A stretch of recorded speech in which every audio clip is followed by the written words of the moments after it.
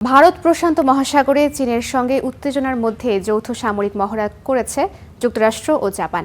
নিজেদের সামরিক প্রস্তুতি জোরদারে কিউশু দ্বীপে দুই দেশের সেনারা এই অনুশীলনে অংশ নেয়।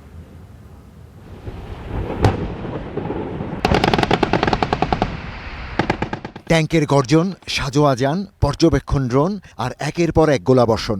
জাপানের হুইতা প্রিফেকচারের এই দৃশ্য দেখেই মনে হতে পারে পুরোদমে যুদ্ধ চলছে।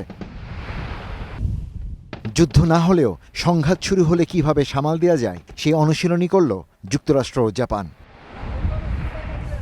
রিজলিউট ড্রাগন নামের বার্ষিক এই মহড়ায় অংশ নেয় 90 মার্কিন মেরিন এবং জাপানের 300 জন সেলফ ডিফেন্স ফোর্সের সদস্য। মহড়ায় ট্যাঙ্ক, সাজোয়া যান, নজরদারি ড্রোন এবং সমন্বিত স্থল অভিযান পরিচালনার সক্ষমতা প্রদর্শন করা হয়। 20 জুন শুরু হওয়া 10 দিনের এই মহড়া পরিচালনা করছে ইউএস ইন্দো প্যাসিফিক কমান্ড।